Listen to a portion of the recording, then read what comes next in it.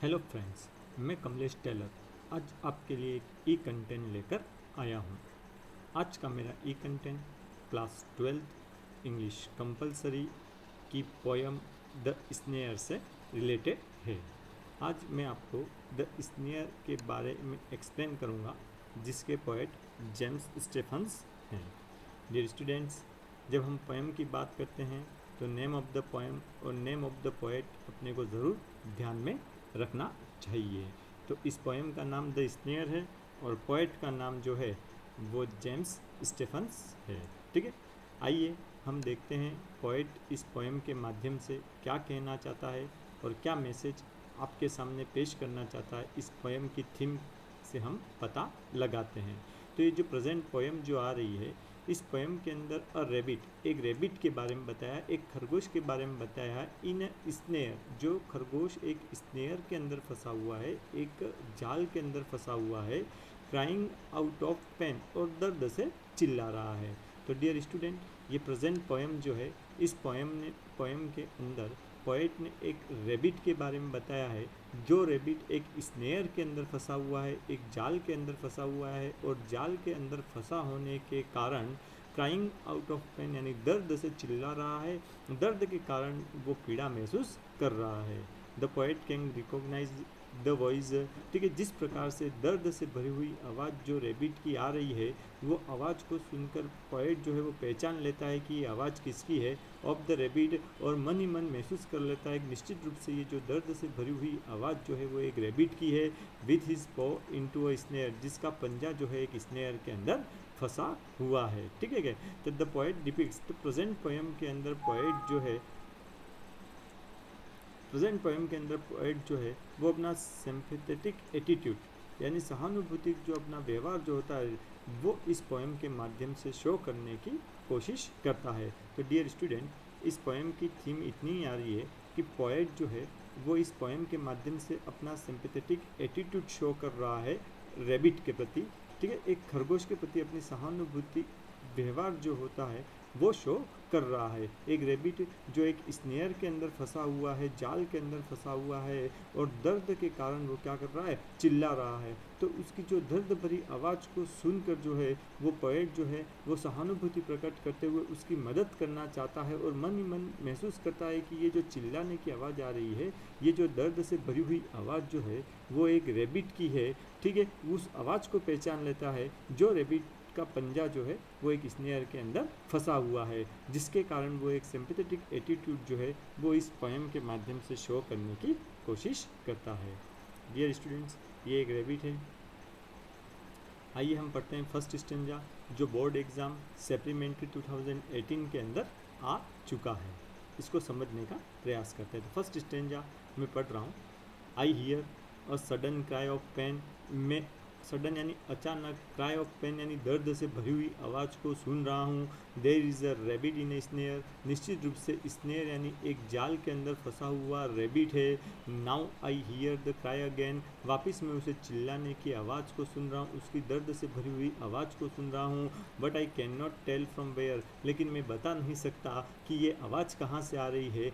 वो जो रेबिट जो है वो कहाँ पर जाल के अंदर फंसा हुआ है मैं बता नहीं सकता। तो डियर स्टूडेंट, ये जो कहने मतलब कि स्टार्ट की फर्स्ट जो 4 लाइनें आ रही है, फर्स्ट स्टेंजा आ रहा है, उस फर्स्ट स्टेंजा के अंदर पोएट कहता है कि मैं एक दर्द से भरी चिल्लाने की आवाज़ सुन रहा हूँ, और सुनकर महसूस कर रहा हूँ कि निश्चित रूप से ये एक रेबिट की आवाज़ जो है वो कहने मतलब कि एक स्नेयर के अंदर ट्रैप हुआ है, फंसा हुआ है।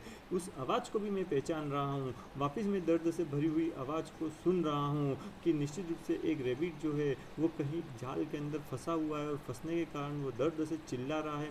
मैं वापस उसकी आवाज़ को सुन रहा हूँ, लेकिन मैं बता नहीं सकता कि वो आवाज़ कहाँ से आ रही है। But I can not tell from where, लेकिन मैं बता नहीं सकता कि वो आवाज़ कहाँ से आ रही है। He is calling out for aid, निश्चित रूप से वो कॉलिंग आउट फॉर एड यानी मदद के लिए चिल्ला रहा है। एड यानी हेल्प के लिए चिल्ला रहा है। Crying on the frighten air, और उसके मतलब कि दर्द से भरी हुई आवाज़ ऐसी है जिसके कारण पूरा एयर जो है, पूरा वातावरण जो है वो डर गया है। मेकिंग एवरीथिंग अफ्रेड, और आसपास का पूरा वातावरण जो है वो उसने भयनुमा बना दिया है, अफ्रेड नुमा उसने बना दिया है। तो नेक्स्ट स्टेंजा के अंदर पोएट कह रहा है कि मैं बता नहीं सकता कि वो आवाज़ कहाँ से आ रही है, लेकिन मैं उस रैबिट की आवाज़ को, उसकी दर्द भरी आवाज़ को सुन रहा हूँ। वो बेचारा एट के लिए पुकार रहा है, मदद के लिए पुकार रहा है, ठीक है। और कहना मतलब कि उतनी कहना मतलब उसकी दर्द भरी आवाज़ है, ठीक है, कि पूरा वातावरण जो है वो भयभीत हो गया है, पूरा वातावरण डर गया है, ठीक है। उसके आसपास की जितनी भी वस्तुएं जो हैं, जितनी भी चीज़ जो उसके संपर्क में आ रही है, चाहे वो वातावरण हो, मनुष्य हो, जीव हो या जंतु हो, वो सब कहने मतलब कि अफ्रेड महसूस कर रहे हैं, उसकी दर्द भरी आवाज़ को सुनकर एक सहानुभूति प्रकट कर रहे हैं। ने third stanza, making everything afraid, हर वस्तु के ना मतलब कि अफ्रेड यानी कि ना मतलब कि डरी हुई है, अब आसपास का वातावरण बिल्कुल डरा हुआ है, ठीक है। उसकी दर्द से भरी हुई आवाज़ के कारण ड्रिंकलिंग अप हिज लिटिल फेस, बेचारा वो खरगोश दर्द के कारण इतना चिल्ला रहा है, इतना चिल्ला रहा है कि उसका चेहरा भी बिल्कुल ड्रिंकलिंग हो गया होगा, मुरझा गया होगा, सिकुड़ गया होगा। As he cries again for aid, और वापस मैं उसकी आवाज़ को सुन रहा हूँ, वो वापस एड यानी मदद के लिए चिल्ला रहा है। And I can not find the place, और मैं उस स्थान को नहीं ढूंढ पा रहा हूँ कि कहाँ से ये वह आवाज़ आ रही है, मैं उस स्थान को ढूंढ नहीं पा रहा हूँ। वो वापस कहना मतलब कि एड के लिए चिल्ला रहा है, मदद के लिए चिल्ला रहा है, लेकिन मैं समझ नहीं पा रहा हूँ कि वो आवाज़ कहाँ से आ रही है। And I can not find the place, ये डियर स्टूडेंट 2019 के अंदर मेन एग्ज़ाम के अंदर ये स्टेंजा आ चुका है। And I can not find the place, मैं उस स्थान को ढूंढ नहीं पा रहा हूँ। Where his paw is in the snare, जहाँ पर उसका पंजा स्नेयर यानी जाल के अंदर फंसा हुआ है। लिटल वंस, वो बेचारा छोटा सा प्राणी, वो लिटल वंस बेचारा छोटा सा प्राणी। आई एम सर्चिंग एवरीवेयर, मैंने चारों ओर उसकी तलाश की, लेकिन मुझे मिल नहीं पाया। तो लास्ट की 4 लाइनों के अंदर वो अपनी सिंपैथेटिक एटीट्यूड शो करते हुए कहता है कि मैं उस स्थान को ढूंढ नहीं पाया जहाँ पर वो फंसा हुआ था, जहाँ पर उसका पंजा जो है वो जाल के अंदर फंसा हुआ था, मैं उस स्थान को ढूंढ नहीं पा रहा हूँ। और अंत की 2 लाइनों के अंदर बिल्कुल सिंपैथेटिक एटीट्यूड जो है पोएट का वो यहाँ पर शो हो रहा है, और उसके प्रति दया प्रकट करते हुए कहता है कि बेचारा छोटा सा प्राणी, मैंने चारों ओर ढूंढने का प्रयास किया लेकिन मुझे मिला नहीं। तो इस प्रेजेंट पोएम के अंदर इतना ही है कि पोएट जो है वो एक बर्ड और एनिमल लवर्स है, और मैसेज देने की कोशिश कर रहा है कि हमें भी उनके प्रति सिंपैथेटिक एटीट्यूड